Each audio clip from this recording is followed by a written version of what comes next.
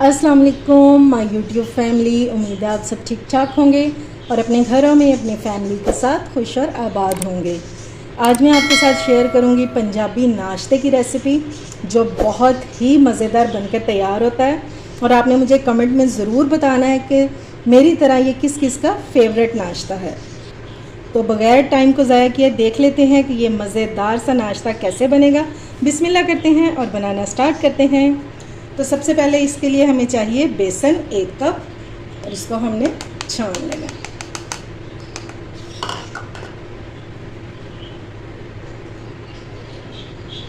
ये लीजिए बेसन को मैंने छान लिया। अगली चीज़ जाएगी इसमें मैदा और यह है 1/2 कप। ठहरो, रुको ज़रा, कोई पकोड़े नहीं बनने वाले। आपने वीडियो को बिल्कुल भी स्किप नहीं करना। ये लीजिए ये भी हो गया। और आधा कप हम इसमें डालेंगे घर का नॉर्मल आटा। उम्मीद है आपको मेजरमेंट जो है वो समझ आ गई होगी। 1 कप बेसन है, 1/2 कप मैदा और 1/2 कप ही आटा। अब हम इसमें शामिल करेंगे कुछ मसाले। तो ये हैं सब्ज़ मिर्चें और मैंने इसमें 3 से 4 जो हैं वो रेड वाली भी डाली। अगर आपके पास हैं तो ज़रूर डालिएगा। अब हम इसमें डालेंगे धनिया, तकरीबन 3 to 4 टेबलस्पून ये डाल देंगे।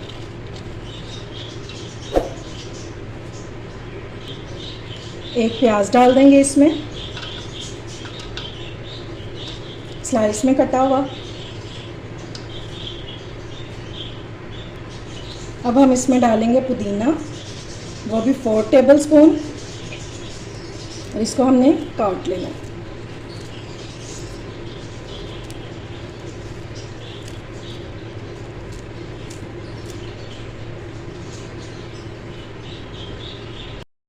अब हम इसमें डाल देंगे 1 टेबलस्पून अनारदाना, जिसे मैंने अच्छे से धो लिया हुआ है क्योंकि इसमें मिट्टी और कंकर बहुत ज़्यादा होते हैं। तो अब हम इसमें डालेंगे ड्राई मसाले। तो सबसे पहले इसमें जाएगा नमक अकॉर्डिंग टू टेस्ट, जितना आप लोग खाते हैं।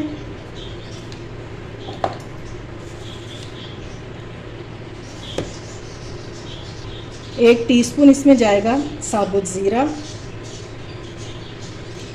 1 टीस्पून ही इसमें डाल देंगे पिसा हुआ धनिया। आप चाहें तो इसमें साबुत भी डाल सकते हैं। और 1 टेबलस्पून हम इसमें डालेंगे कुटी हुई मिर्चें। पहले हम इन चीज़ों को मिक्स कर लेंगे ताकि हमें पता चल जाए कि हमारे आटे में कितना मॉइस्चर है। अब थोड़ा थोड़ा पानी डालते जाएंगे और आटे को हम गूंद लेंगे। लेकिन हम जैसा नॉर्मल आटा गूंदते हैं ना घर में रोटी पकाने के लिए, आपने उस आटे से थोड़ा सा सख्त रखना है इसको। लेकिन पानी आपने थोड़ा थोड़ा करके डालना है। ये लीजिए आटे को मैंने इकट्ठा कर लिया और ये देखिए 1 कप में से सिर्फ ये थोड़ा सा पानी बचा, ठीक है। और अब हमने इसको थोड़ा सा गूंद लेना जिस तरह हम आटे को गूंदते हैं। सिर्फ 2 से 3 मिनट इसको गूंदेंगे। ये लीजिए आटा हमारा बहुत अच्छे से गूंद चुका है, ठीक है। अब हमने क्या करना है, एक बॉल लेंगे और इसमें आटे को डाल के कवर करके और रख देंगे इसको फ्रिज में 15 मिनट के लिए, ठीक है। तो उसके बाद फिर हम इसको पकाना शुरू करते हैं। पंजाबी नाश्ता बन रहा हो और लस्सी ना हो, ऐसा तो हो ही नहीं सकता। आज मैं आपको बहुत ही मज़ेदार सी लस्सी बनाना सिखाऊंगी जो टेस्ट में आपको बिल्कुल चाटी की लस्सी की तरह लगेगी, और वो भी सिर्फ 2 चीज़ों के साथ। तो उसके लिए हमें चाहिए दही, जिसको मैंने फेंट लिया हुआ है, और ये 1 पाव दही है। अगर आपके पास 1-2 दिन पुराना दही रखा हो तो फिर तो और भी ज़्यादा मज़ेदार बनेगी ये। अब इस बॉल में हम थोड़ा सा पानी डालेंगे, इसको मिक्स करके ये भी हम इसी में डाल देंगे। 1 गिलास ठंडे पानी का मैं और डालूँगी इसमें। इस लस्सी को आपने गाढ़ा नहीं बनाना, ये जितनी पतली होगी उतनी आपको टेस्टी लगेगी। अब हम इसमें डालेंगे नमक अपने टेस्ट के मुताबिक, इसको हमने अच्छे से कर लेना है मिक्स। चलें जी, अच्छे से मिक्स हो गई है। अब हम इसमें डालेंगे ढेर सारी बर्फ़, इसको ठंडा करने के लिए, क्योंकि अगर लस्सी ठंडी ना हो तो फिर तो मज़ा ही नहीं ना आता। मलाईदार चाटी की लस्सी बहुत ही मज़ेदार। ये नमकीन लस्सी इंशाल्लाह आपको इन रोटियों के साथ मज़ा करा देगी। ये लें जी, आटा जो है हमारा बहुत अच्छे से सेट हो गया। इसको रखे 15 मिनट हो गए थे। तो अब हम इसके पेड़े बना लेते हैं। अच्छा जी, 4 पेड़े बना लिए हैं मैंने। अब हम इनको डाल के साइड पे रख देंगे और एक पेड़े से रोटी बना लेंगे। थोड़ा थोड़ा सा हमने मैदा डस्ट कर लेना है।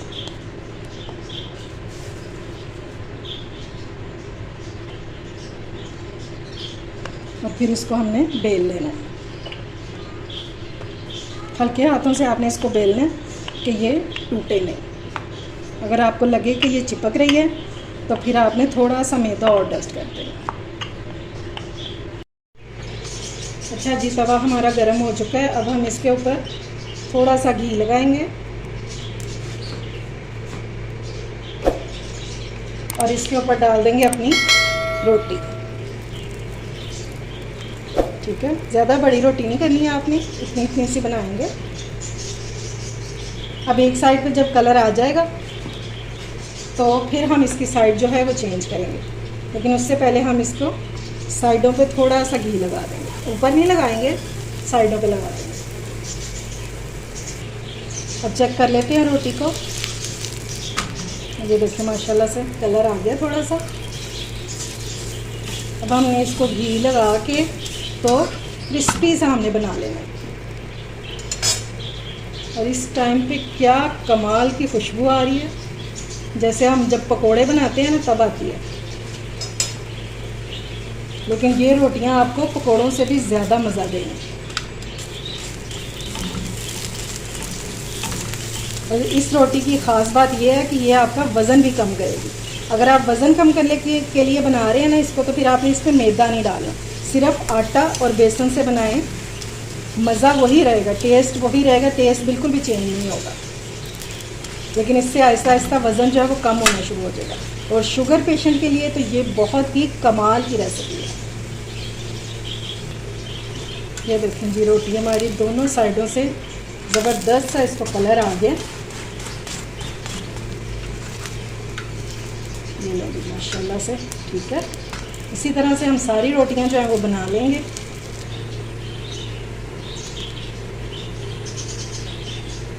ये देखिए जी, रेडी हो गई है हमारी दूसरी रोटी भी। ये हमारा मज़ेदार सा नाश्ता हो चुका है रेडी। पराठे भी बन चुके हैं, लस्सी भी बन चुकी है। इसको आप दही के साथ सर्व करें या फिर अचार के साथ। अगर यही रोटियां आप दोपहर को खाएंगे ना, साथ यही लस्सी हो, तो आपको डबल मज़ा आने वाला है।